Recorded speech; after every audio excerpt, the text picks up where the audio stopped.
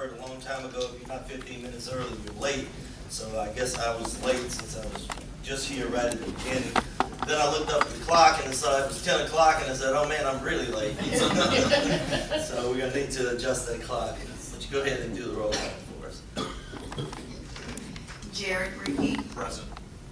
Brian Crawford. Present. Leonard Knapp. Present. Karen Perry. Present. Hewlett Simeon. Here. Lenore Feeney. Here. And Jason Hammond. Here. Okay, before we get started, I want to also take a note that today is the birthday of one of our commissioners. We seem to schedule our meetings on On birthdays. On either anniversaries or birthdays. And today is Brian Crawford's birthday. I tried to look it up and couldn't find what his age was, so I just assumed it was 29. Close. 28. 28. Oh, I'm so sorry. My apologies. Would stand, please, for a moment of silence.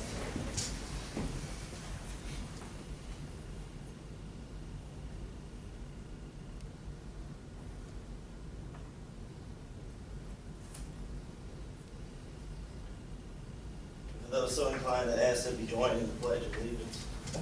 Pledge allegiance to the flag of the United States of America and to the republic for which it stands, one nation, under God, indivisible, with liberty and justice for all.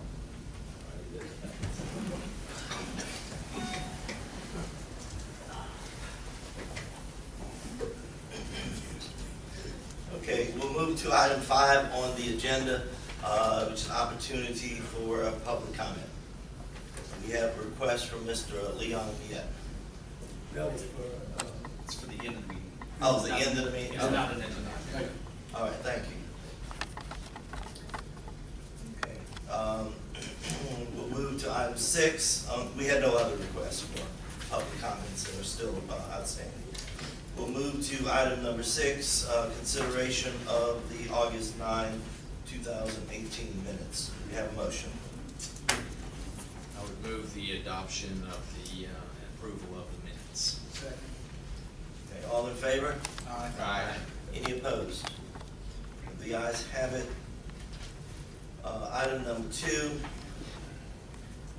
is a request of the Office of State Police for approval of premium pay for Trooper John, is it Solette? Solette. In accordance with State Police Commission Rule 6.16D. I'll move for approval. Second.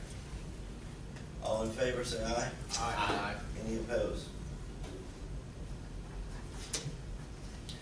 Item 6.3 is a request of the Department of Public Safety, Office of State Police, for one unclassified command pilot position in accordance with State Police Commission Rule 4.1D2. If passed, this will be effective November the 8th.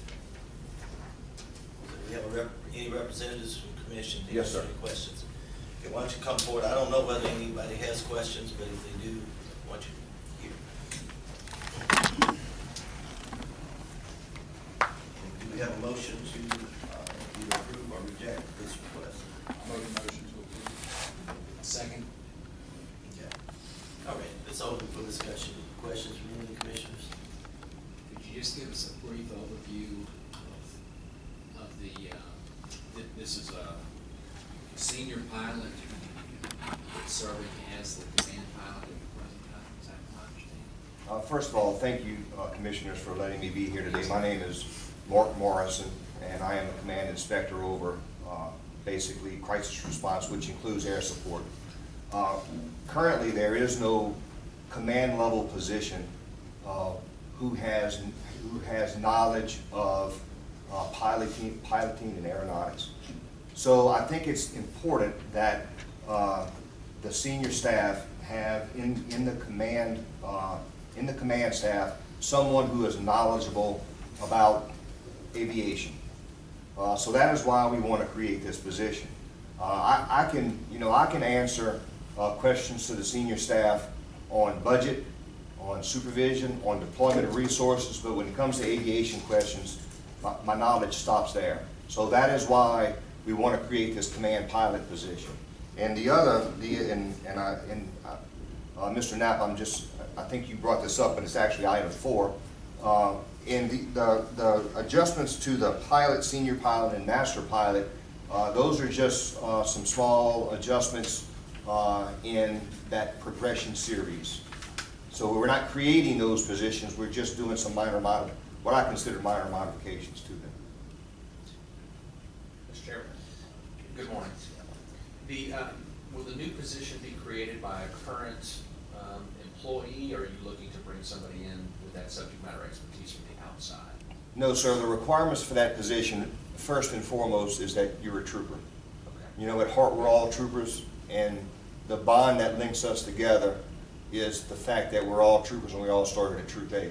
So it will come from an active duty trooper within state police who meets the qualifications that are listed in here. Okay, so as that new position is added, everybody, I'm assuming it's coming from inside of your structure, that person gets promoted, so there'll be an opening at the bottom for another trooper to slide into your organization? Yes, sir, that is my understanding. Yes, sir.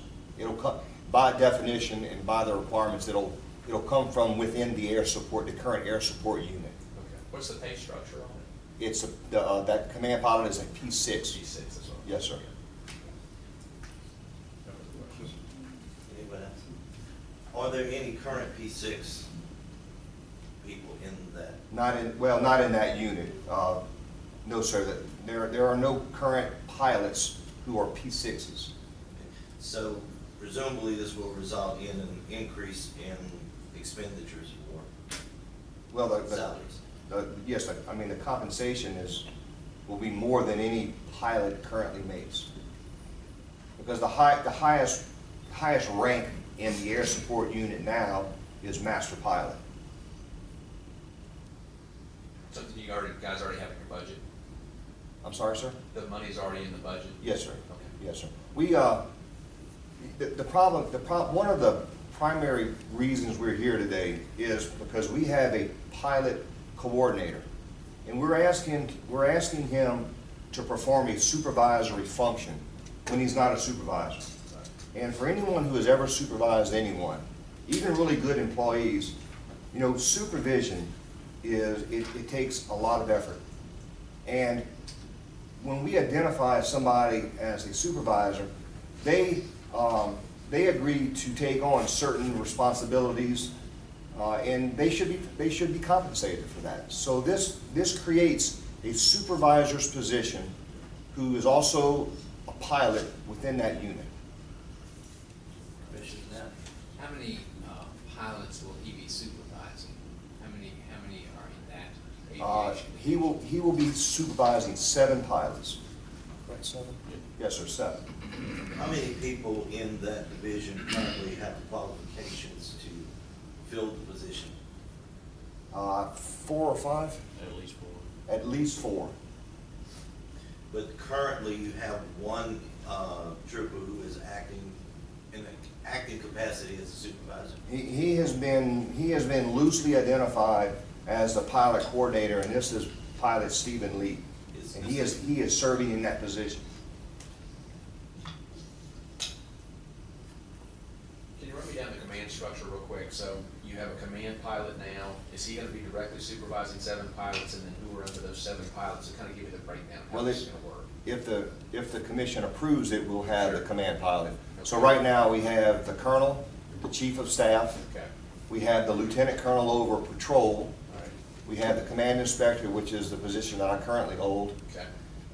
And if this command pilot is approved, then the command pilot will report to the command inspector, Okay. whoever is the incumbent in the position that I currently hold. And then under him, subordinate. Will be, his span of control will be 7 people. Okay. Is there anybody under those 7 people? No, sir. The 7 pilots, in fact, that's another nuance that caused me a great amount of difficulty. If you read the current position descriptions for senior pilot and master pilot, we're asking them to supervise these people, and they're not supervisors. And they're not being compensated for being supervisors. So no, in the new structure, The pilots will not be supervisors, and they will not be asked to supervise. Now, they will be asked to mentor new pilots, which I think is very important. You know, in state police, we have to be leaders at all levels, but there is a difference between being a leader, being a mentor, and then being a supervisor. To me, that's a very distinct, or a big distinction. It's kind of hard to be responsible for something you don't have the authority to see it through. Yes, sir, that is correct. Mr. Chairman, kind of jumping to number 4 Raise your hand. on our agenda, but since we're already having that discussion, are you saying that the changes that you're making with pilot, senior pilot, and master pilot are not respective to supervisory issues, just tenure kind of in the position, and the only supervisor will be actually the command pilot? Well, if you read the current job description, it does require a senior pilot and a master pilot to provide supervision. And that's wrong, because they're not supervisors. Okay. So we're changing that. Okay. But we're also changing the progression. You know, when a trooper graduates the academy, he is a trooper for 5 years, and then he is a senior trooper. And after 5 years, he's a master trooper. For our emergency services unit, you are a tech trainee for a year until you get your certifications. And then you're a technician. And then after a couple of years, you're a senior tech. You know, we don't make troopers work 500 accidents before they become a senior trooper. We don't make a hazmat technician, emergency services technician, respond to 200 hazmat releases before we allow them to be a senior technician. But we're requiring these pilots to have a certain number of flight hours before they can move on to that next progression. And to exacerbate that problem, our pilots get between maybe 150 and 175 hours per year of flight time.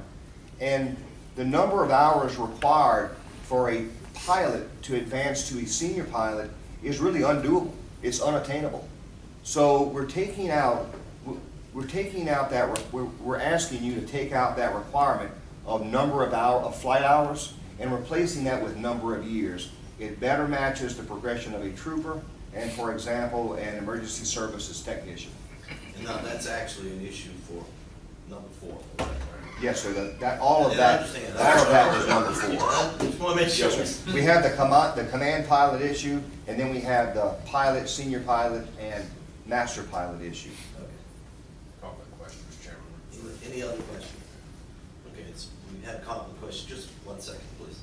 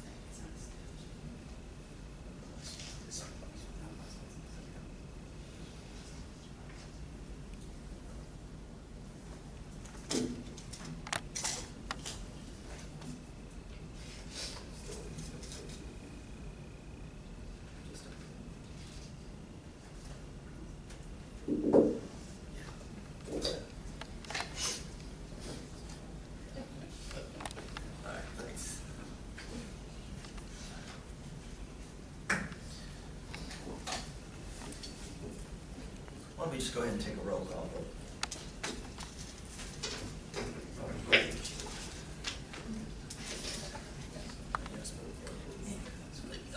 Was there a motion? Yeah, the motion was, I think, to approve the request. And so a yes vote would be approval, a no would be to decline the request. Jared Ricky, Yes. Ryan Crawford, Yes.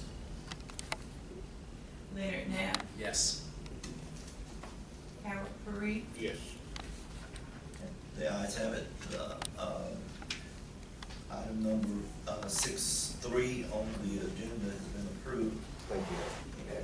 And so I guess we'll move now to item 6.4. And we kind of touched on it a little bit, so I'll let Mr. Crawford be the one to make the motion if he would. Mr. Crawford. I'll make the motion.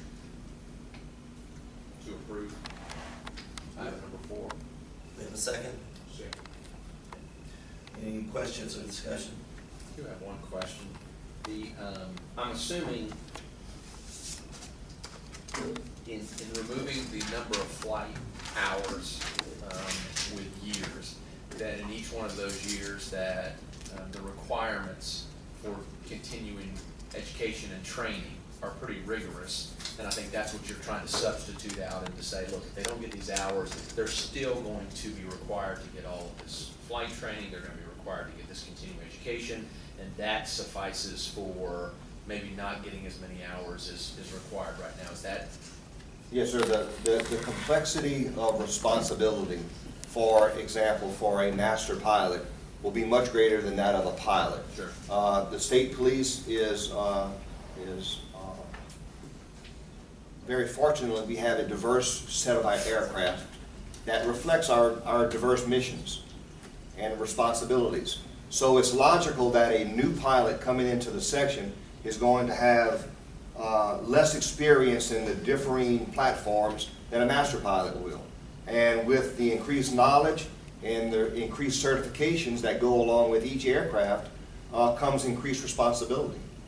Flying a search and rescue mission or a search mission at night is very different than, you know, flying a transport mission in the daytime.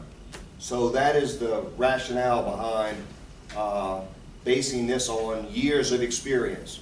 You know, you get a lot more experience, you know, doing your job over a series of, or a time period of years than just trying to log hours.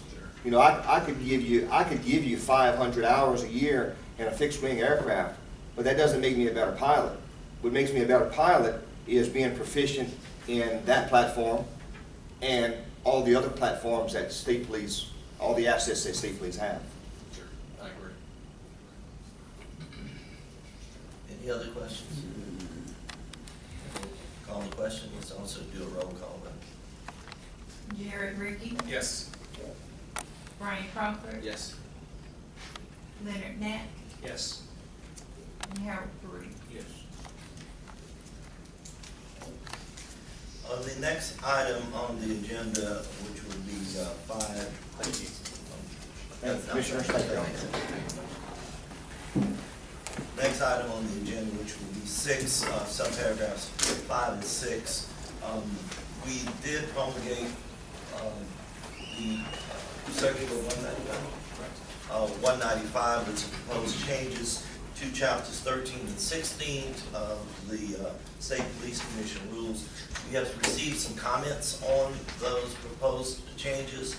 I would suggest if we entertain a motion to table that matter until January to allow us an opportunity to address the comments and communicate with the parties who have submitted comments, if we will have such a motion. So moved. Second. All in favor, say aye. Aye. Any opposed? Okay, the ayes have it. We will work to try to have a revised circular issued in the month of, early in the month of December. And we'll simply ask if you do have comments, to try to get them back to us so that we can then work on those comments again at our January meeting. Or at least maybe get something passed at our January meeting. I would like to work on that committee. I don't know which committee it's assigned to, but I would like to do that. That's a time and have some ideas. Oh, it's great.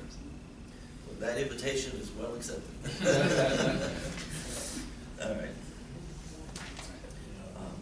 I don't imagine we need a motion to form a committee. We can just get that out. Good. Okay, the next item on the agenda is the director's report. Good morning, Commissioners. In your binder under, let's see, tab 6, 7, 6. Would be the expenditure detail for the administrative expenditures of the commission since last we met. And then, let's see, then it would also include the balances in our various accounts of the commission. And the only other item I have at the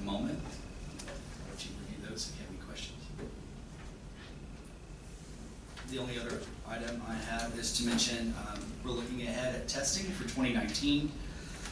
At this moment, there will not be a mandatory retest for the 2019 promotional exam, so the grades that were attained in the 2018 exam will be valid through the next year, and we will make mention of that when we put out the promotional exam materials in January, so that individuals wishing to sign up for the May 2019 promotional exam understand that by doing so, that would be their most recent score will be the one that they use. So if they wish to retest, they can, but it's not a mandatory year. Additionally, the testing contract is set to expire June 30th of 2019, so we're going to be looking at that contract as well as other options that we would like to proceed with, potentially with maybe more test dates, maybe twice a year promotional exam options, and other information that we're gathering at the moment to consider our renewal of that contract.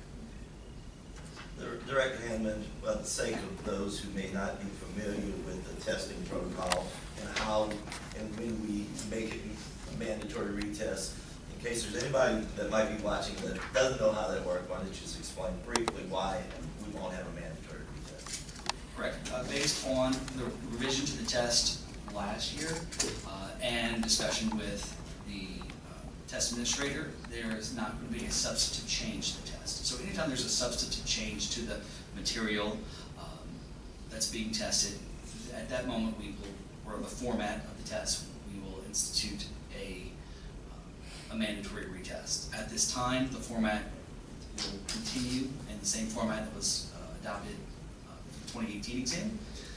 There might be some minor procedural updates, changes to procedural policy and procedural rules, but it will not substantively change the format of the exam. Therefore, in consultation with our test administrator, we do not feel it's necessary to do a mandatory retest. Thank you. I have one question. Mr. Hammond, when you say that the contract's coming up in June of next year, and that we're going to be looking at other options, are we going to do it in RFP, or are we opening it up for other groups to come in and give us proposals? Are we just going to sit down and renegotiate with who we are currently in business with? What's the thought process? At this moment, I intend to involve the current test administrator to see what options are available going forward as far as test multiple times during the year. Again, maybe a May or November exam opportunity, and then we're going to look and see what other options maybe are desirable by the test takers. I believe perhaps a survey or something of that nature to gather some information. But I like that idea. right, You know, we've had discussions in the past of opening up how we're doing tests, maybe spreading it around the state to make it easier for people, maybe opening more test dates so it's not all concise. As you know, we've had multiple conversations. We as a group have had multiple conversations about this. Usually right after the tests are taken and people come up with complaints about the tests. So point being is now that we're getting ready to open the books on this, I think it may make sense to use Mr. Knapp's terminology, maybe starting a committee internally amongst ourselves to see exactly what it is. And I think getting a survey from the troopers to their complaints and their concerns, and kind of, this is our chance. Absolutely. So let's not waste it. Right. And also looking, I absolutely agree, Commissioner, and I believe other items such as, since we do computerized testing for promotional exams, having a provisional score rather than having to wait sometimes weeks to get a score graded, having a provisional grade at the moment they leave the exam. That's something that was was something that was asked by previous comments that we've received, and I think we can incorporate in this test cycle or this contract. And so we definitely want to look at all options right now. And so we want to go ahead and get an earlier start on that. Right. Thank you. So, I want to just be clear, is the current vendor for the testing in the contract? So does that contract expire, and does it have reversionary or revision clauses in it for them to care for it, or like Mr. Ricky said, or is it something that could go out for an RFP where you had multiple submissions and then there would have to be a selection made? We will have to look at the timing of this, because the May promotional exam would be coming up, and then this would expire after that. So looking forward to how we would test in 2020, or if we were to do multiple tests in 2019, so it's a fall exam. It is a contract right now, so we could potentially look at other vendors for the 2020 cycle. You know, theoretically, break it into testing quarterly and put, you know, first quarter North Louisiana, second quarter South Louisiana, third quarter Central Louisiana. You know what I'm saying? Something like that. They can certainly, if you're in South Louisiana, you want to drive to North Louisiana and make the first quarter test, you can do that. All I'm saying is I just want to have some different options and opportunities for this people. And we'll look at that. Great. And to use the words of permission now, we'll appoint a committee to look at all of those things. I would be happy to chair that committee. All right, wonderful. Now would be an opportunity to address the commission. Mr. Vieta, I was trying to get you up front. Yeah, I know. Well, I wish I wouldn't have to come up front. Leon, lucky me at 114 Magnolia Street, Lake Orchard, Louisiana. Am I under the misimpression that when a formal complaint is filed with the commission, that at the conclusion of the findings, there is a finding of fact issued to the complainant? By your rule? Is there a specific instance you reference any? Well, the initial complaint with detail of Townsend's investigation, and then the committee ended up having to produce the findings of fact. I've never received a copy of that, nor the latest hearing that was completed in Monroe. I assume that y'all have completed your findings of fact and issued your report. If you're talking about the hearing that we had in Monroe, Yes. there has not been an opinion that has been, a written opinion that has been issued. We obviously ruled in Monroe. If you're talking about Trooper Jones, right? Jones? Yes. Trooper. You talking about Trooper Jones's? No, Or the California issue. The trail. Oh, yes, there has been a formal opinion Right. written. I'm sorry, I misunderstood. correct. And should I have not received copies of those two under the rule? Or do I have to make a public records request? I'll defer to Lenore on that. A public records request, and it would be made available to you right away. But does it not state in the rules, in your rules, in the commission rules, that I should have been provided without Why a should public you records be, request? I'm not I think aware he's of a saying rule because he was a that's, complainant and had filed a formal complaint that he was due a response. we took this up as an appeal. Yes. And as an appeal, the parties were LSP and the actual appellants. And so this was not brought up as an investigation of a complaint. With that said, I mean, that's my understanding of how it was docketed. It was docketed as an appeal. So with that said, the decision would be made available to you even today if you want, for your review, but not sent to you. Okay, so I would have to do a public records request for the document. I'm sure that. Yeah, I mean, you're here, so Yeah. I'm sure that he will make it yeah, available. just, if you want a copy of it, you'll We'll get give it it to once you. Yeah. the meeting adjourns. Yeah. That's easy enough. Thank you very much. I appreciate it. All right. As I Ma'am? mentioned, we're rendering just today our findings of fact and conclusions dealing with Trooper Jones, which is the one that we had in Monroe. Correct. Correct. May I ask one small question? Not from there. Can anyone, Not from there. Just a second. oh, I'll get over here, that's fine. Well, you didn't. I know. It's okay. If It's the up- commission is willing to entertain your question, is there a motion to entertain the question of Mr. Burns? It's related to what we just went over. Oh, absolutely. Oh, I would say that. Second. Y'all want me over All there? in favor? Yeah. Yeah, no problem. Now you can officially ask your question. Just No problem. State your name. Last time when I did that, it didn't, I'm gonna flip it, didn't barely caught my chest, so. I'm sure it gets your good side. There is no good side, but anyway, I'll have to try again, see if I trust that it's on there. We'll hope. It's very simple. Are y'all at liberty to state whether more than 30 days have lapsed since the date that findings of fact was issued, such that there would be a determination whether there was or was not an appeal? Can you state your name and address? Oh, I'm sorry. Robert Burns, you want my address? Robert Burns, 4155 Essen Lane, Parker 228, Baton Rouge, Louisiana, 70809.